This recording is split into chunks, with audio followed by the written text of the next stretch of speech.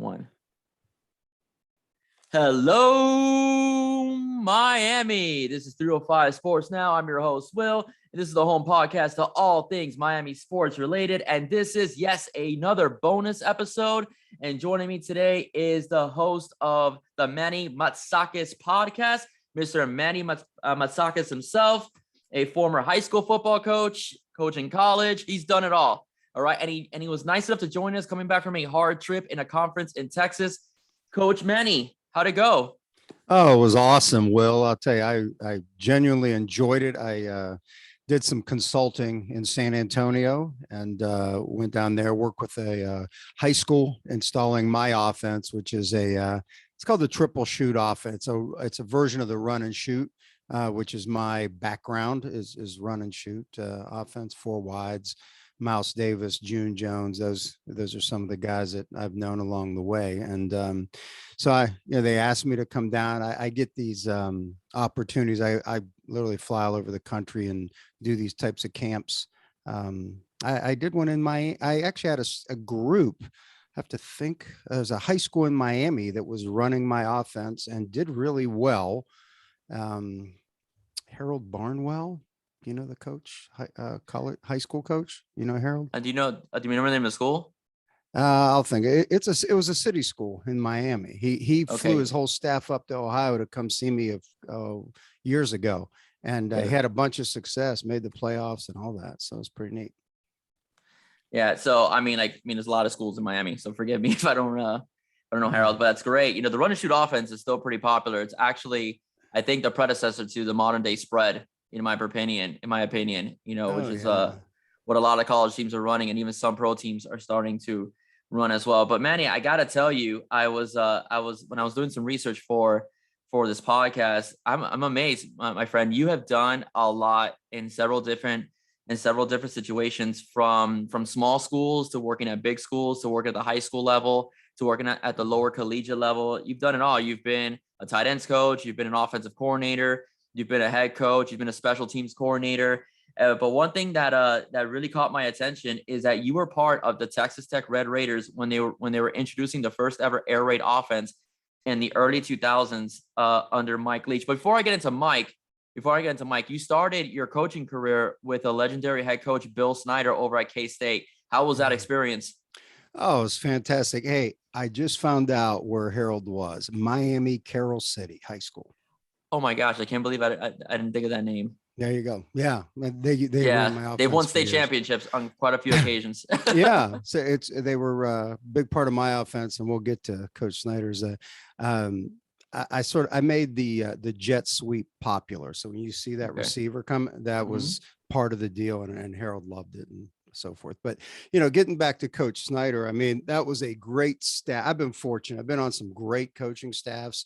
I think back, I was on the very first staff with Bill and in Manhattan, and we were the all-time losingest football program in the history of college football. And now it's considered the greatest turnaround in the history of college football. And just my buddies on the staff. Bob Stoops was our secondary defensive backs coach. Mark Mangino, he was a GA with us and became a running backs coach. We had, I think there was like 8 of us ended up being Division I head coaches off that staff. So that was a lot of fun. Learned a lot from Coach Snyder, detail oriented. And, it is funny. He when we were there and things were going great, he turned down jobs like Alabama. He did not. He was very loyal to where he wanted to be, and I think USC called him to be their head coach, turned him down. It's crazy, but he never told us about any of that till after he retired, and I was in New York City with him when he was inducted in the Hall of Fame a few years back. Yeah, Bill's an amazing coach, when he was, especially when he was in his prime, and it shows how good of a coach he was, because Kansas State really hasn't done much since he even retired. Even when he came back again, for a second stint, they still produced some pretty good football over there at K-State, including beating my Miami Hurricanes senseless on one occasion. I think Randy Shannon was line stand. Yes, right? It was a goal. Yes, and you even recruited Arthur Brown, who was supposed to be a Hurricane. And awesome. He went to and Snyder got him, and he was in K-State. Mm-hmm. So this picture right behind me. You see that? I've got a picture of it. Yes. I was the offensive coordinator of the Winnipeg Blue Bombers in the Canadian League, Hmm. and that Yes. quarterback, Michael Bishop, was the Heisman Yeah. Trophy runner-up to Ricky Williams, and Yep. he played at K-State for us as well. So, That's right. I remember. I remember yeah. Bishop was a heck of a quarterback. Let me That's for think. sure. Also, Brent Venables was a GA Yes. for us there. He played Oh there, you wow. know. Yeah, he played. I coached Brent actually. You know, he was on special teams guy, and when he played for us. So it's pretty neat. It was a great place. I'm from Ohio originally, so heading out to Hmm. Manhattan, Kansas was it was not what I had expected, you know, but it was fine. I enjoyed it. It was you know, brotherhood, you know, the coaches that all started it all at Kansas State.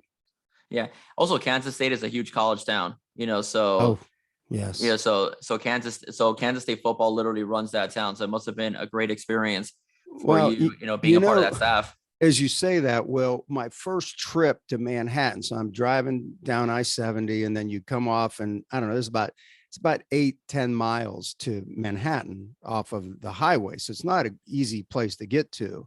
And Mhm. back then it was just a 2-lane, like asphalt road. I mean, it wasn't anything fancy. Today, I think it's 6 lanes highway, and it's called Bill Snyder Highway. So that tells you how big football is up there. Oh, definitely. No, and Bill Snyder as well. Yeah. I love Bill. Even though he kicked my Kings' butt, that one time. I'm a Bill Snyder guy. I like coaches that stay loyal, and like there's very few coaches like the Bobby Bowdens that remained, Yeah. with their football team for a long time, and a guy like Tom Osborne as well, who was partner played coach in Nebraska for so many years Yeah. as well. There's very few now that everybody just seems to jump, which I don't mind because we benefited from one of those jumps in Sure. particular, Yeah. but No, which we're it's gonna talk tough. about. Yeah.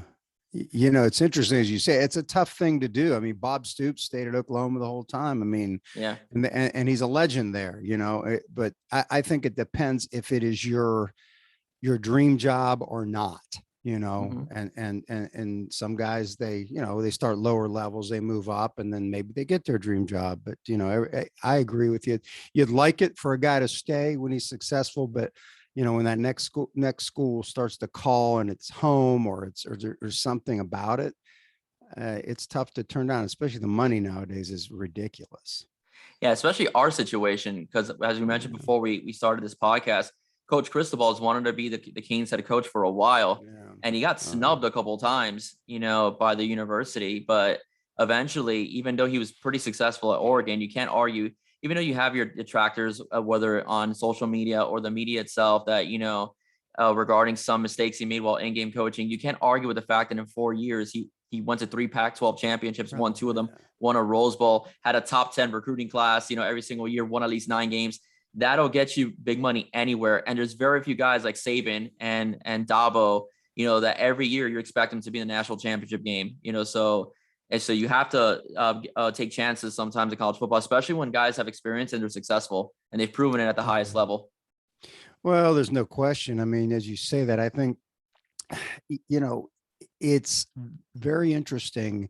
I started a magazine, and why I'm going there, you'll see in a minute. Years ago, it's American Football Monthly. I sold it to a guy, and he's in Jupiter, Florida, right up the road from Okay. you now.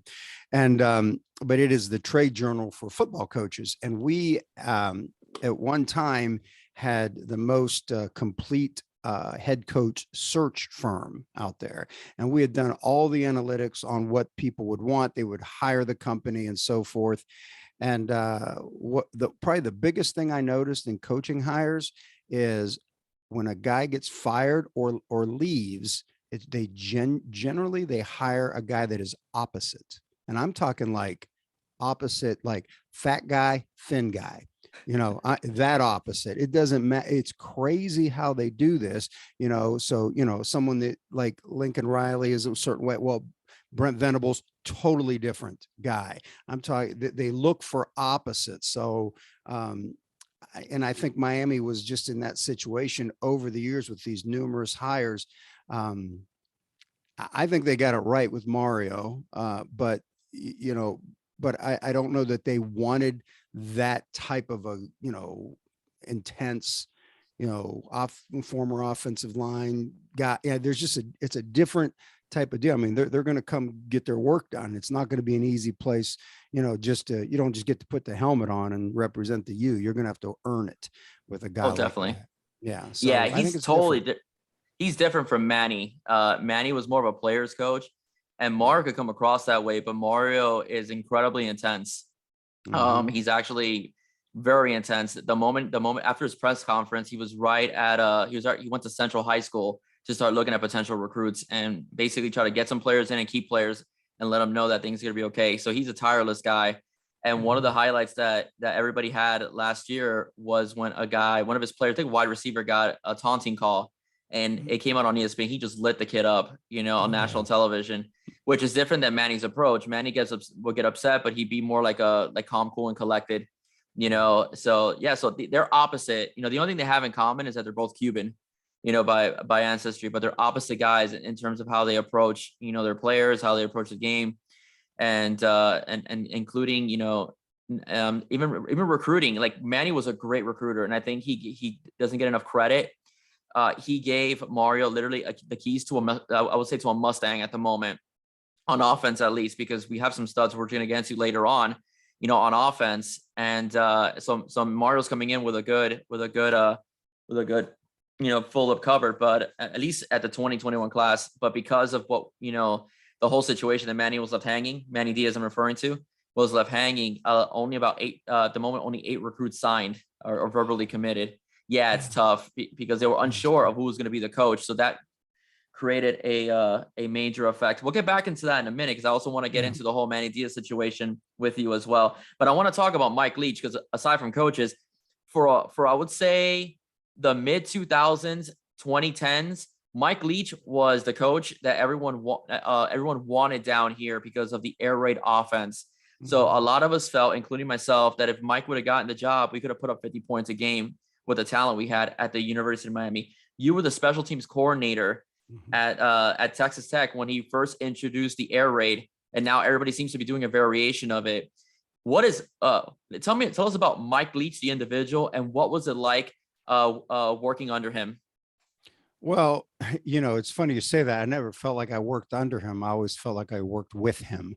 Okay. And there's a big difference, like Coach Snyder, I worked for him. It was Okay. different. Mike is the smartest coach I've ever met. And I've met Nick Saban, I've met Bill Belichick. Mike Leach is the smartest football coach I've ever met. Now, I think as a person, he's fantastic. I mean, he's very genuine.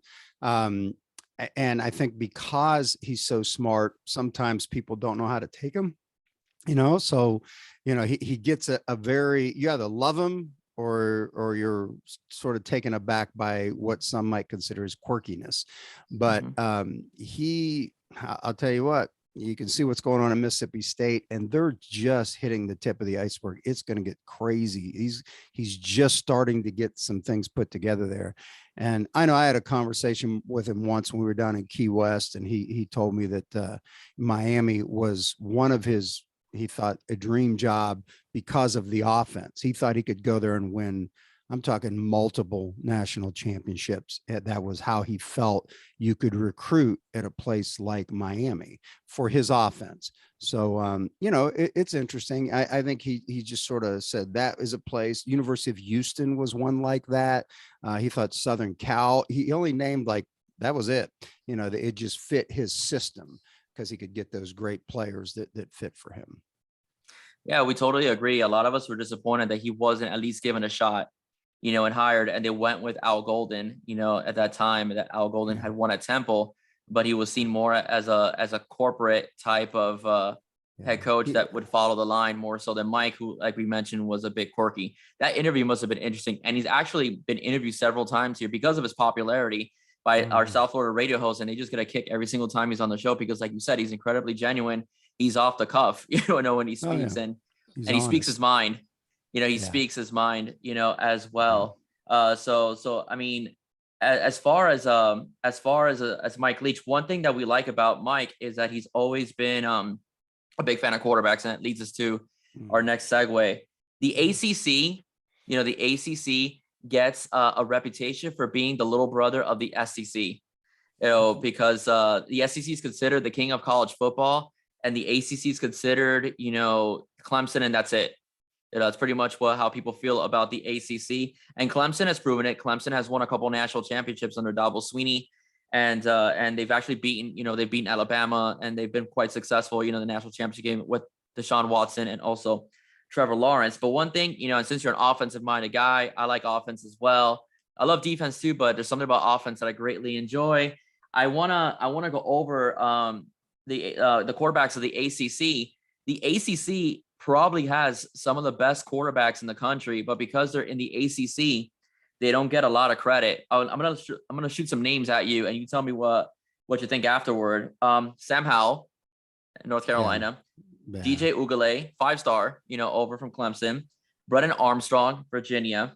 Kenny Pickett, Pittsburgh. Malik Cunningham, over at Louisville, and Tyler Van Dyke over at the University of Miami. Those are the quarterbacks that are located in the ACC. So I want to ask you a question.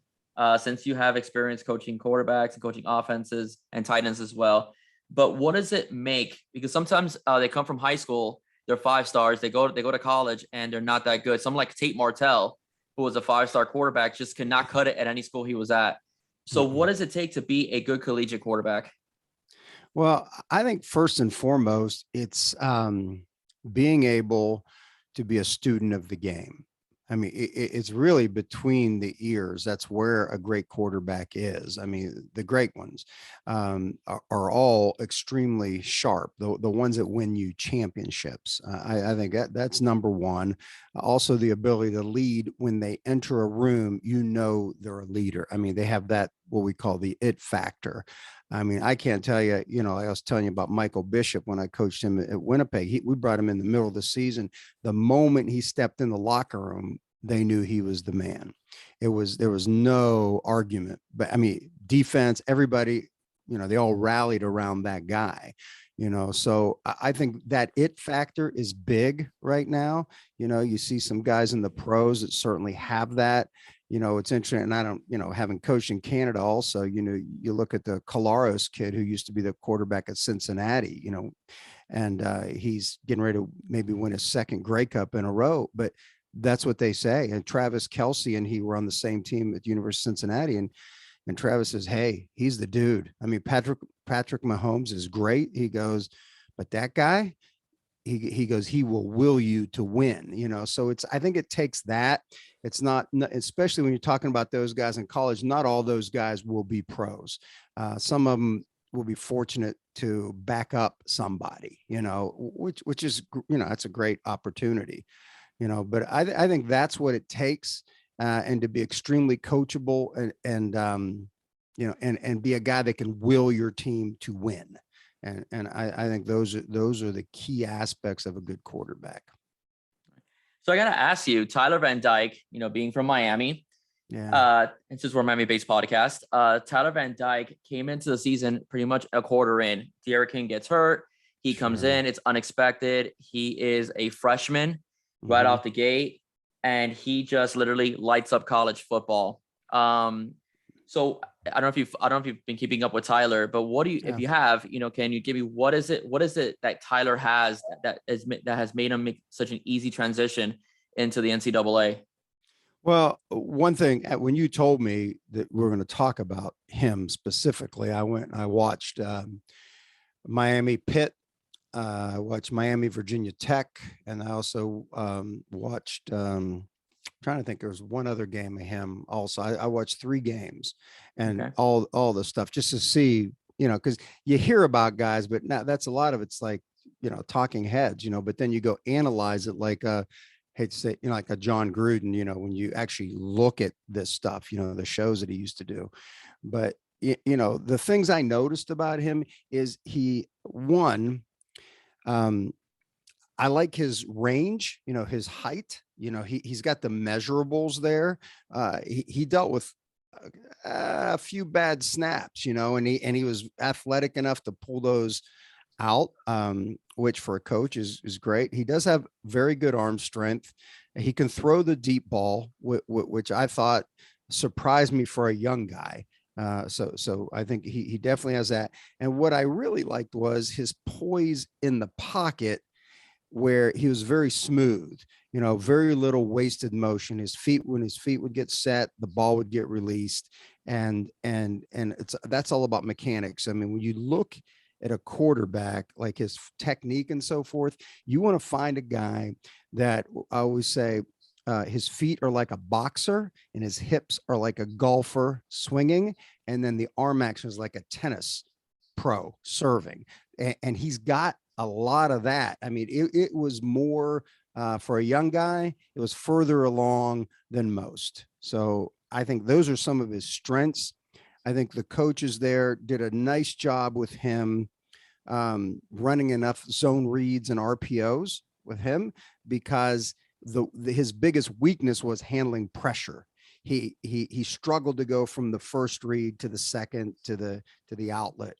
That's when you had problems. I mean, if he was dealing with pressure defense, but that's a young quarterback at a lot of, I don't know any freshman that can deal with pressure like that. It's just the way it goes.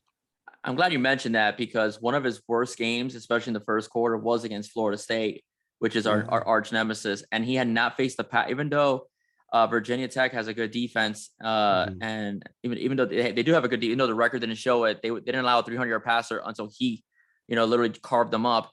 But that was after Florida State. Florida State had one of the best pass rushes, in all of college football. The record doesn't show it, but they were top 10 in tackles for loss. And they got one guy going to the NFL, and they got Marvin Jones's kid probably coming in real soon. His son, I think, is going to commit to Florida State. I'm not sure if he has or not yet. So when Tyler in the first quarter was facing that front four of the Seminoles, there was 3 turnovers occurred. He had the 2 interceptions and the 1 fumble. When they finally readjusted and they got the ball out quicker and he got his confidence in, he lit up the Seminoles as well, like he did everybody else throughout the year. So it's cool that you made that observation, because you're absolutely right. Whenever he was flustered early on, he did struggle a bit, like the North Carolina game, like the Virginia game. But the moment he got in a groove that the offensive line was able to pick up blocks for him, he was definitely a lot more successful. You mentioned mechanics. He has an interesting throwing motion, because he used to pitch in high school. So a lot of times, most of the time, when he throws the football, the ball comes out diagonally. So I want to ask you a question. Are NFL scouts going to try to fix that, or is his accuracy so good and his deep ball so accurate that the NFL scouts will kind of ignore it? It depends on what team. Some of these guys, they throw that way. They can. You look at Kyler Murray. Some of these guys that have that off tempo throw, so to speak. But there are some places they'll never take a guy like that. And I think, like, across, on the Gold Coast, the West Coast, you got a kid named Tom Brady over there who's perfect. And mechanics and so forth. That's the one. That's why he wins. I mean, let's not kid ourselves. His poise is tremendous, but I think that's a big part of it. And I think a lot of these young guys, and I think Tyler, I'm sure, most of these guys have their quarterback guru that's not the coach on the team. They go places, and a bunch of them, when they find that guy, they'll actually fix it before he ever gets to that point.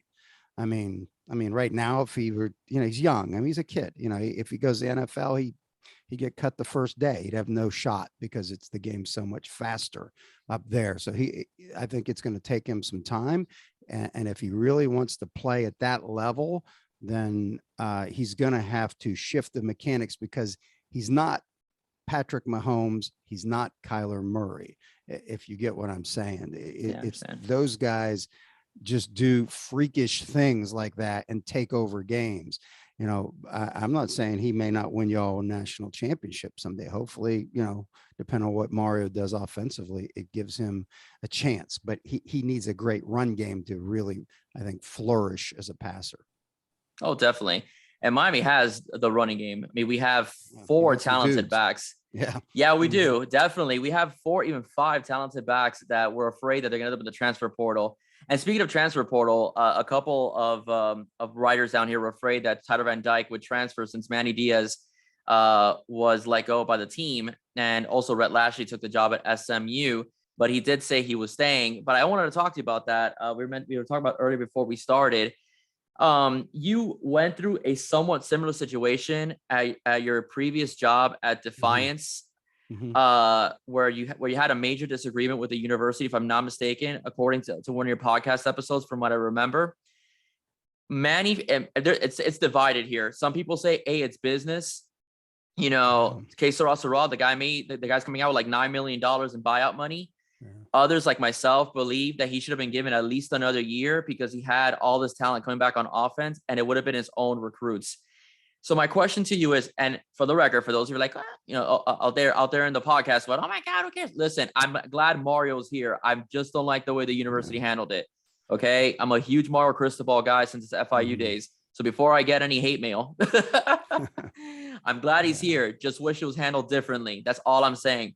But if you were in that situation, that Manny Diaz was in, knowing that they're literally courting a replacement for you, how would you handle it as a coach? Would you have, what, said the heck with it? Just fire me. I'm not going to go out recruiting, if you're just going to let me go anyway. Or would you just be like, well, I'm just going to do my job and whatever happens, happens? Well, I think his situation is a little different. I know that he enjoys being a head coach, and he's a very good defensive coordinator. At least he's done that at other stops along the way. And I think with that buyout he's talked that whole time. It's hard when the media looks at it, but from a coach's perspective, he is multiple times throughout the day talking to his agent. They are getting separation agreements ready. It's not like he didn't know. The only thing that was going to happen was, in the end, had Mario stayed at Oregon, he was still going to be the head coach. They weren't looking for anybody but Mario. That it wasn't like we're going to replace this guy. It's just like he was number 2. If the job was wide open right now and they were both available, Mario would have got the job because of what he's recently done. So I think, sometimes as a head coach, you got to check your ego at the door. And it's tough on Mario because his family's from down there and so forth. And I feel for him. I think that the biggest issue was no athletic director, not knowing what you're going to do. And then you start to get booster involvement. And anytime you have booster involvement, that's generally a very bad perception to fans and media. And that's really what happened. It's not like, hey, Mario's good. He's set for life. I mean, coming in right now, coaching, it's where he wants to be. But then again, so is Manny. He's set for life. So no matter what, you can't feel sorry for any of these guys. And in the end, if Mario, God hope not, he pitches a bunch of losing seasons, he's going to be looking for a job himself. He may be an O-line coach again at Alabama, working for Saban. You don't know. It's hard to imagine that because there's so much energy around him being down in Miami, but you're only a couple seasons away nowadays from the next job. And hopefully it works out for him there and he can keep great coaches. And nowadays you better be able to pay those guys, those top assistants, or you're not going to have success recruiting or anything. Doesn't matter who the head guy is. Yeah, it's amazing though, because for Randy Shannon, for Al Golden, for Mark Richt, they spent a little bit more money, but for Manny Diaz, the University of Miami was a bit cheap. They were pretty cheap. I mean, we got Rhett Lashley by a miracle from God, because Rhett Lashley was a coveted coordinator and he had success at SMU and he had success at Auburn, but it was pretty cheap, and but he was literally using Miami as a stopping ground for his next job. The publicity that the Hurricanes bring, it was very helpful.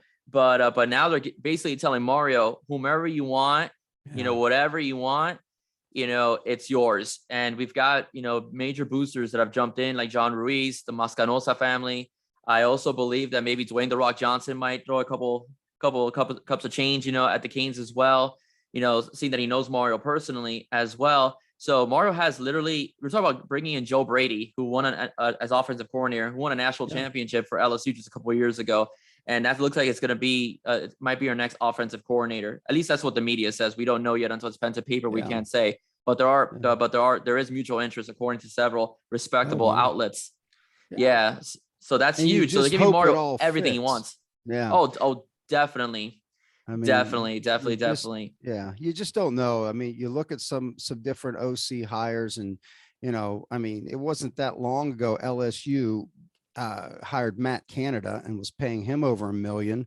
And then they fired him in one season. And now he's Pittsburgh Steelers offensive coordinators. So, I mean, this business is crazy. It's got to be a fit. I think it's not so much like, oh, here's the guy's stats. There's a lot of moving parts. Who's the O-line coach? Do these guys all work together? And, who the great recruiters are. Because if you don't have the great recruiters, you might think everything moving the ball, and all of a sudden those chess pieces aren't as good as what you thought. So you do win with players, so you better recruit them.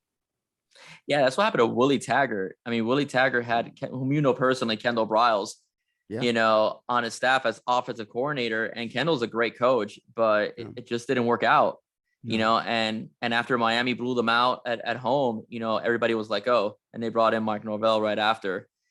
So you're absolutely right. So I hope it does work out. Joe Brady's system does fit our caliber of players, because I mean we have amazing wide receivers, at the University of Miami, literally amazing wide receivers. A couple of them made catch of the week on ESPN. A 7-5 team. Yeah, a 7-5 team. And end up making major highlights. At a major network. So but I'm glad you mentioned that. I'm glad we talked about this. I wanted to hear from a coach's perspective, what goes on behind the scenes, in those types of firings and that type of dealing with administration, and I'm glad you could shed some light on it, in regards to how college football is basically a business. You're a season or two away from your own job, and we're really seeing that, especially with how many people are just leaving their schools and making big time money. Oh yeah. I mean, I just think about LSU. The last 3 guys that were all fired won national championships there. Yeah. It's interesting how it goes. And then you get a hot name like Steve Sarkisian. He's sitting down there in Austin, Texas, and they're not too happy one season in. So it's Miami's right up there. I mean, it's one of those top 5 programs historically, thanks to Howard Schnellenberger, he made the U. Who we kidding? All these other guys just get to live off of that, Yeah, most definitely. Yeah, Schnellenberger's a legend out here. He regrets taking that job at the USFL. He actually said that in an interview. Yeah. So I coached against him once. He was at Florida Atlantic. I was a head coach at Texas State, and we came in and played them. A really good man. I mean, he was so gracious, tall, big joker. Jeez, he was, he was really just awesome. I mean, I remember speaking at a coaching clinic in Orlando, and he sat in the front row to hear me speak and came out and talked to me. Just such a quality guy, and he's a pro. There's no question the man's a pro, and as we all know, you down in your part of your neck of the woods, how it is. So yeah, he had a great sense of humor too. He used to make weekly appearances. Well, not weekly, but he'll make appearances sometime at one of our more famous radio stations, radio broadcast shows. Okay. And the guy runs kind of like more of a comedy type of thing than he does actual statistics. And Howard would do, voiceovers for his promos and all that. And it was pretty funny, regarding Howard. Howard had an interesting technique. I want to share this with you. When he was trying to build the U with guys like Stanley Shakespeare, and then later on guys like Melvin Bratton, Alonzo Highsmith, and Bernie Kosar, if he liked you, one of his biggest tricks to get you to come to the University of Miami, he would personally leave his pipe at your house. On purpose, he would leave it. I love it. Yeah. Yeah. You'd smell it and know it was Coach Schnellenberger. That's great. Yeah. As we told the kids, he's like, oh, I forgot. Give him another reason to go to the kid's house. That's right. And talk to the kids. And it works. He could recruit, man. He can recruit. Oh, totally. Right? Yeah. before he became before him was Lou Saban. They almost shelled the program. Like they were gonna get rid of it because UM was so bad, you know. And Lou Saban did some decent recruiting, and then when he took over, he took it to another level. I mean, the guy had Jim Kelly, Bernie Kosar, you know, on the squad. Then Vinny Testaverde came in, you know, as a freshman under Howard, and then Jimmy Johnson took those guys and made them into superstars and recruited his own guys. Well, you know the history of the U. I mean, it was everywhere.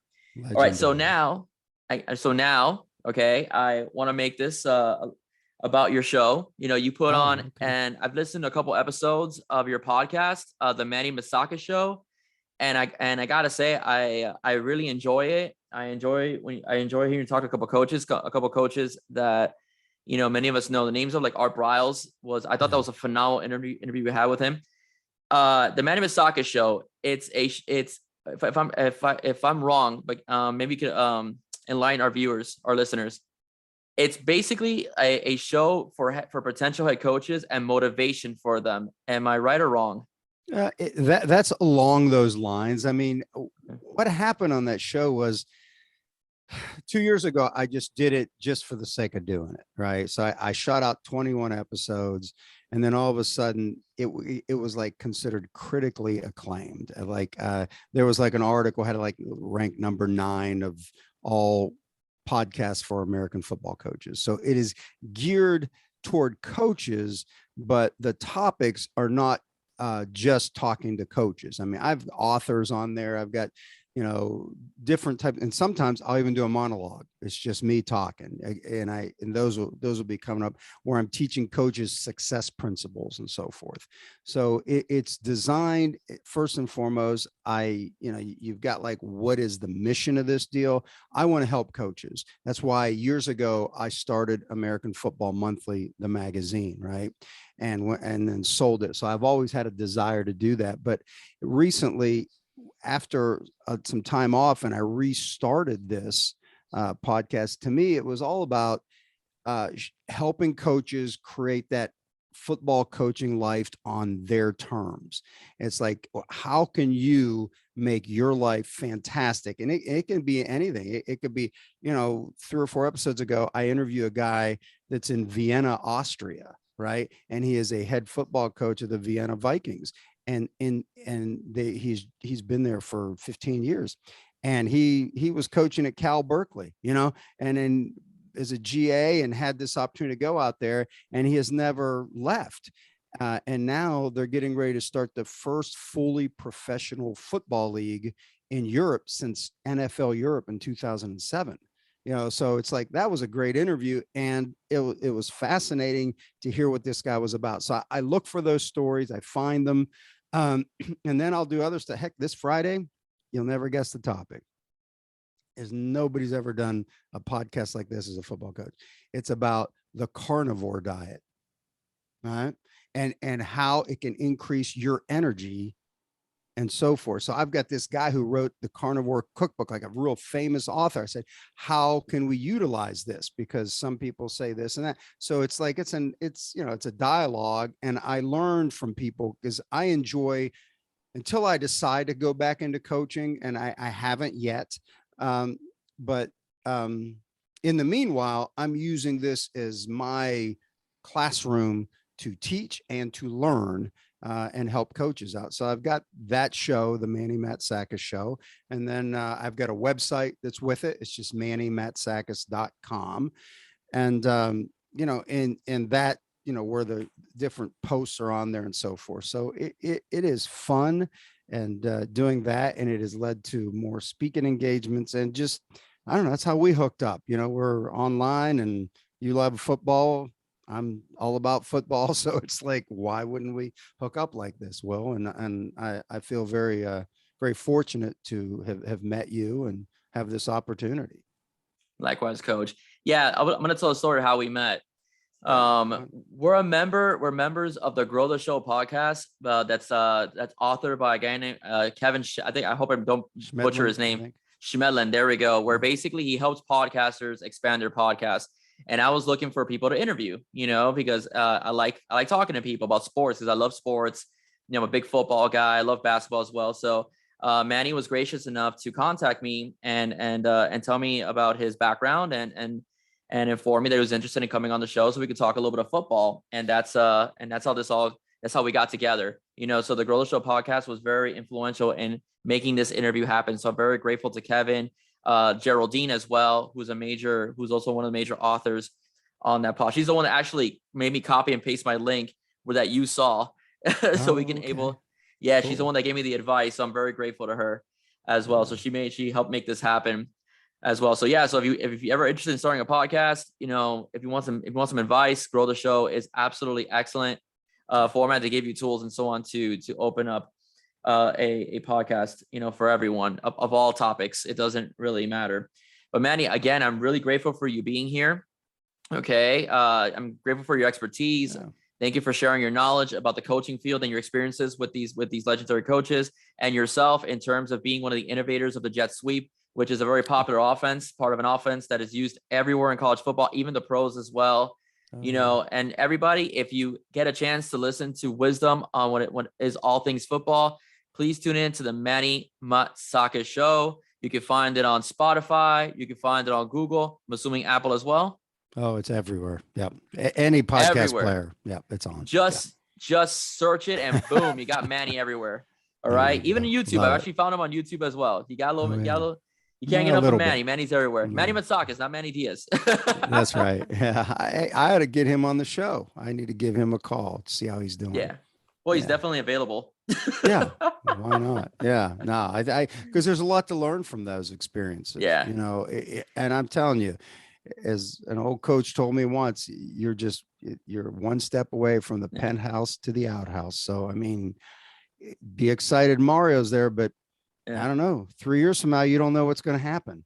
I know. You just don't. And I really, I'm excited. I've been down to Miami enough and at the, down there with the Hurricane staff and the Dolphin staff and over the years. And in fact, when I was with Mike, in Lubbock, every year, you'll love this, Will, right? So every year, our staff at Texas Tech, we would fly to Miami in May, when right after recruiting was over, fly to Miami, visit either the Hurricanes. I think Coker was there. We were there, or we would go see the Dolphins. Every other year, we'd pick one, spend a day or two, get in convertibles, drive to Key West, and stay the week in Key West. In a bit of a soiree with the pirate Mike Leach. Yeah, let me tell you, it's a shame he wasn't given a shot. It's he's real shame. Doing fine now. He's I know. It, and I know. Those cowbells are going, and you know what? They're playing Texas Tech in the bowl game this year. That is a bowl everybody should watch that, because Texas Tech still owes him millions of dollars when he left there, and there's a lawsuit there, and it's most of the fans are going to be waving pirate flags for Leach from Lubbock. It's going to be wild. It should be pretty interesting. Yeah, he was wrong. He was wronged by Texas Tech. He put them on the map. I mean, you and yourself and him, you put Texas Tech on the map. They haven't been the same since. No, to be frank with you, but I, like I said, like we like Mike down here. He should have been given a shot. He probably would have still been the head coach, if he was here, and I had the pleasure of watching, because him and Lane are very funny personalities. And Lane was also rumored to be a candidate for this job as well. If Mario said no. Yeah, he was very rumored, because Lane owns a house here, and I think he has a girlfriend here too. And that game was interesting, between those two. Sure. It was a nice chess match. Well, there's a bunch of coaches got houses down there. Bob Stoops got a real nice house on one of those islands, just off of South Beach there, when you look out there. He's got a beautiful home out there. So you'd be shocked how many coaches have places down there. Miami's a great town. Yeah, I'm not surprised. I'm really not surprised at all. Yeah. All right. Well, Manny, thank you so much for coming on the show. I greatly appreciate it. So everybody out there in the podcasting world that enjoys podcasts, please give Manny your ear, the Manny Matsakis Show. As mentioned, you can hear every episode, including interviews with people like Art Briles, that wonderful interview that he did mention with the head coach over at Vienna, Austria, and the development of the professional football program over there. It's a great episode. I heard that one as well. It was nice as well. You also get a little bit of Manny's personality in terms of he gets real with his listeners on that show as well. All right. So please tune into the Manny Matsakis Show. You can hear it once again on Spotify, Google, Apple, name it. You could hear it. Manny's everywhere. Okay. Manny's absolutely everywhere. But again, don't forget me though. All right. I am Will. This is 305 Sports Now. If you like what you heard on this podcast, please don't forget to download. Right. Don't forget to download on Anchor, Google, Spotify, wherever you get your podcasts. And we are a listener supported podcast. So if you can, please go to anchor.fm and leave a small donation just to keep this show going. Right, everybody, I'm Will.